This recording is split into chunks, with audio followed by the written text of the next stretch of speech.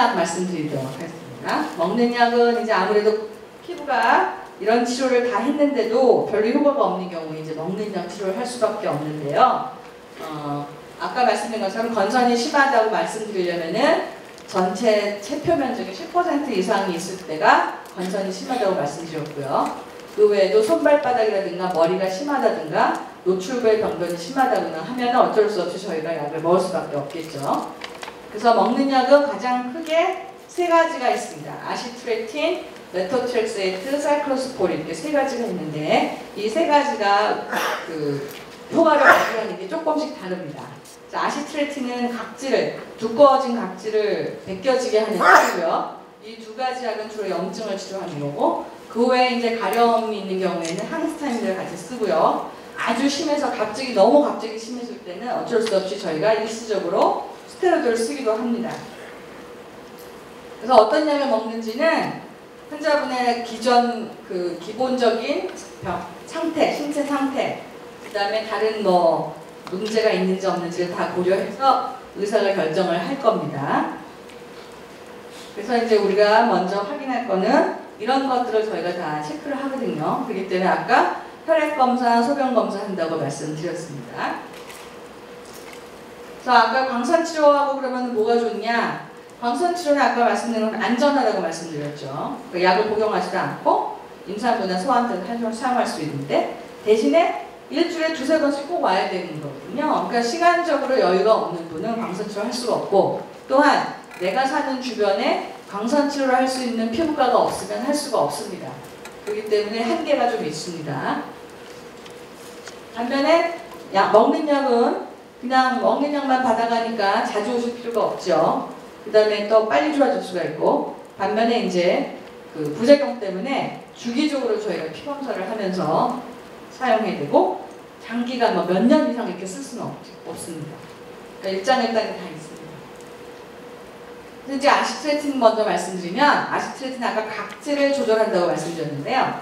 얘가 비타민 A로부터 나온 약인데 이건 이제 두꺼워지는 걸 감소시켜주고 염증도 감소시켜주는 대신에 면역 기능 억제 기능은 없습니다. 그래서 또 아시트레틴은 임신을 해야 되거나 아니면 이런 문제가 있거나 할 경우에 절대 사용할 수가 없고요. 또 대사증후군이 있거나 특히 고지혈증이 있거나 음주를 하시는 분들 같은 경우는 저희가 아시트레틴 쓰는데 조금 부담이 좀 있습니다. 그래서 아시트레틴을 드시려면 여자분들한테는 절대 권고하고 있지 않고 물론 나이가 많으셔서 더 이상 임신 계획이 없으신 분들은 사용할 수 있는데 임신 계획이 있는 분들은 사용할 수 없고 특히 남자분들인 경우에도 이 약을 복용하고 있는 동안은 물론 약을 중단하고 나서도 헌혈을 하시면 안 됩니다. 혹시라도 임산부가 헌혈을 받으면 기형을 날 수가 있기 때문에. 그리고 부작용으로는 각질을 벗겨내기 때문에 제일 먼저 입술이 많이 트죠. 입술이 많이 트고 뿐만 아니고 다른 피부도 같이 많이 트고 그 다음에 눈이 뻑뻑해져서 콘택트 렌즈 같은 거 끼시는 경우에 좀 많이 불편하죠. 그 다음에 머리가 아프다고 하는 분도 있고 그 다음에 특히 고지혈증이 생기기 때문에 고지혈증이 조금이라도 있는 분은 절대 이 약을 드실 수가 없습니다. 아까 말씀드린 것처럼 임신할 수 없다고 말씀드렸고요. 헌혈할 수 없다고 말씀드렸고 약이랑 음식을 같이 먹어야지 빨리 좋고 술은 끊으셔야 되는 거고 이런 한계가 있습니다. 그 다음에 이제 가장 많이 사용하는 약 중에 하나는 메토트렉세이트 약이 있는데 이거는 각질세포 증식에 필요한 엽산의 작용을 억제해서 효과를 발휘하고 염증도 억제해주는 약인데요. 이거는 일주일에 한 번 먹는 약이기 때문에 굉장히 먹기는 편하고 약값도 굉장히 저렴합니다. 반면에 이런 문제가 다 있어요. 빈혈이라든가 아니면 간에 문제가 있을 경우에는 먹을 수가 없고 임신 계획이 있으면 다 못 먹습니다. 등등 이런 문제가 있기 때문에 우리가 이런 걸 다 확인하고 약을 투여를 해야 되고요. 그 다음에 간독성 있는 다른 약을 먹는다든지 이런 다른 약을 같이 먹을 경우에는 같이 먹을 수가 없기 때문에 꼭 상의를 해주셔야 되겠습니다.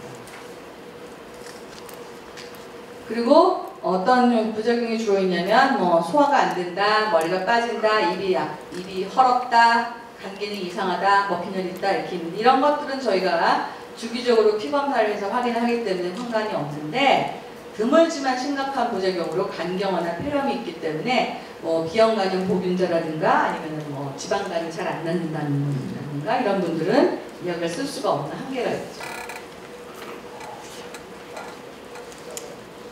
그래서 여기 마찬가지로 아까 아시트리틴이나 마찬가지로 피임하셔야 되고, 그 다음에 애기한테 수유를 하시면 안 되고, 아까 간에 문제가 있다고 했기 때문에 술을 드시면 안 되겠죠. 그 다음에 이제 그 다음으로 많이 쓰는 약이 사이클로스포린 약이라는 건데, 이거는 이제 면역을 억제해서 약효를 발휘하는 겁니다.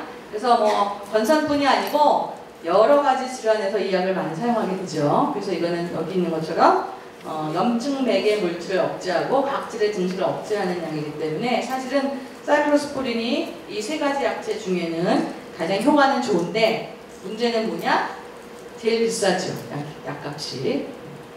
그래서 이제 어떻게 쓰느냐? 바르는 약이나 광선치료 효과가 없다거나 아니면 이런 부작용 때문에 못할 경우, 이런 경우에 이제 사용하게 되는 건데요. 이것도 근데 문제는 신장이 안 좋은 분은 사용할 수가 없죠. 그 다음에 고혈압이 있는 분도 쓸 수가 없어요. 왜냐하면 이 약을 먹었을 때 혈압이 올라가는 분들이 많고요. 그 다음에 암하고는 정말 안 되고, 그러니까 내가 암이 완치가 됐다 하는 경우에도 저희가 쓸 수가 없습니다. 그리고 이제 간질환 문제인 경우도 저희가 쓸 수가 없죠. 그래서 사이클로스포린은 또 약물이 어떤 다른 약하고 같이 먹었을 때 내가 생각했던 것보다 약물 농도가 더 높아지는 경우도 있고 낮아지는 경우가 있기 때문에 이런 약들을 먹을 때는 꼭 상담을 하시고 약을 드시도록 하셔야 됩니다.